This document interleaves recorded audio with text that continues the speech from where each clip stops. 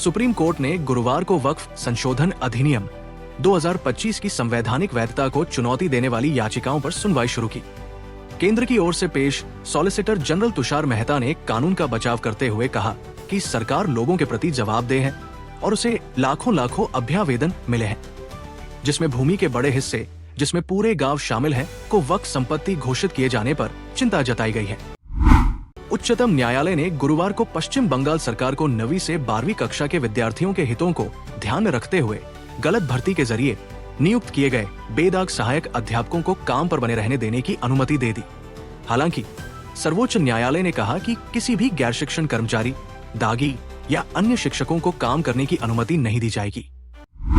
उपराष्ट्रपति जगदीप धनखड़ ने गुरुवार को सुप्रीम कोर्ट के उस हालिया फैसले की आलोचना की, जिसमें राज्यपालों द्वारा भेजे गए विधेयकों पर राष्ट्रपति को निर्णय लेने के लिए समय सीमा तय की गई थी। उन्होंने कहा कि इस तरह का निर्देश देश के सर्वोच्च कार्यालय की संवैधानिक भूमिका को कमजोर करता है। उपराष्ट्रपति एन्क्लेव में राज्यसभा के प्रशिक्षुओं के छठे बैच से बात करते हुए धनखड़ ने सवाल किया, हम ऐसी स्थिति नहीं बना सकते जहां आप भारत के राष्ट्रपति को निर्देश दें। और किस आधार पर? धनखड़ ने कहा, हाल ही में एक फैसले में राष्ट्रपति को निर्देश दिया गया है। हम कहां जा रहे हैं, देश में क्या हो रहा है, हमें बेहद संवेदनशील होना चाहिए।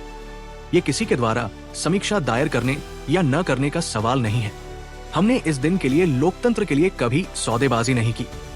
राष्ट्रपति को समयबद्ध तरीके से निर्णय लेने के लिए कहा जाता है और यदि ऐसा नहीं होता है तो ये कानून बन जाता है। कांग्रेस के पूर्व अध्यक्ष राहुल गांधी अगले सप्ताह अमेरिका की यात्रा पर जाएंगे, जिस दौरान वो ब्राउन यूनिवर्सिटी में शिक्षकों और छात्रों से बातचीत करेंगे। कांग्रेस के मीडिया और प्रचार विभाग के प्रमुख पवन खेड़ा ने कहा कि गांधी 21 और 22 अप्रैल को अमेरिका के रोड आइलैंड में ब्राउन यूनिवर्सिटी का दौरा करेंगे। खेड़ा ने कहा कि वह एक व्याख्यान देंगे तथा संकाय सदस्यों और छात्रों के साथ बातचीत करेंगे। उन्होंने कहा कि रोड आइलैंड की यात्रा से पहले लोकसभा में विपक्ष के नेता एनआरआई समुदाय के सदस्यों के साथ साथ इंडियन ओवरसीज कांग्रेस (IOC) के पदाधिकारियों और सदस्यों से मुलाकात करेंगे। भारतीय जनता पार्टी भाजपा के नेता संबित पात्रा ने गुरुवार को कहा कि नेशनल हेराल्ड मामले को डकैती कहा जाना चाहिए, न कि चोरी या भ्रष्टाचार। सोनिया और राहुल गांधी पर तीखा हमला करते हुए पात्रा ने कहा कि वे आधुनिक डकैत हैं और ये मामला खुलेआम डकैती है। पात्रा ने भुवनेश्वर में एक संवाददाता सम्मेलन को संबोधित करते हुए कहा, क्या एक राजनीतिक कंपनी किसी अन्य संस्था को पैसा उधार दे सकती है?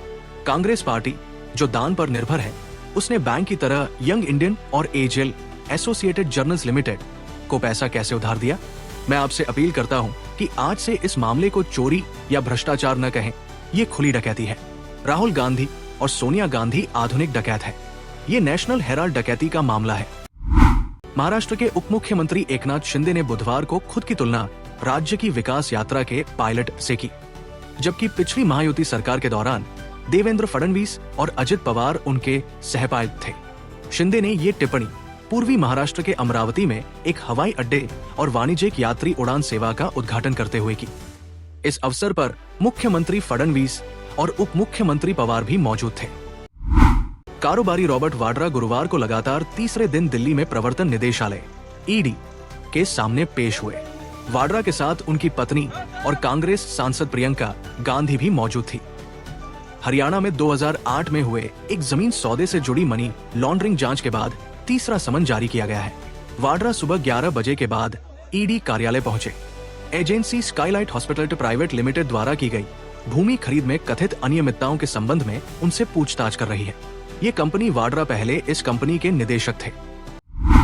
ऑल इंडिया मुस्लिम जमात ने बुधवार को अभिनेता और तमिलगा वेत्री कजगम के अध्यक्ष विजय के खिलाफ फतवा जारी किया और मुसलमानों से उनके साथ खड़े न होने को कहा। AIMJ के अध्यक्ष मौलाना मुफ्ती शहाबुद्दीन रजवी बरेलवी ने कहा कि फतवा इसलिए जारी किया गया क्योंकि विजय ने मुसलमानों को नकारात्मक रूप से चित्रित किया और जुआरियों और शराब पीने वालों को अपनी इफ्तार पार्टी में आमंत्रित किया। विदेश मंत्रालय ने गुरुवार को पाकिस्तान से 2008 के मुंबई आतंकवादी हमलों के अपराधियों के खिलाफ कार्रवाई करने का आह्वान किया, जिसके बाद प्रमुख आरोपी और डेविड कोलमैन हेडली के करीबी सहयोगी तहव्वुर हुसैन राणा के प्रत्यर्पण का अनुरोध किया गया। विदेश मंत्रालय के प्रवक्ता रणधीर जायसवाल ने अपने साप्ताहिक ब्रीफिंग के दौरान कहा, पाकिस्तान बहुत कोशिश कर सकता है, लेकिन वैश्विक आतंकवाद के केंद्र के रूप में उसकी प्रतिष्ठा कम नहीं होगी।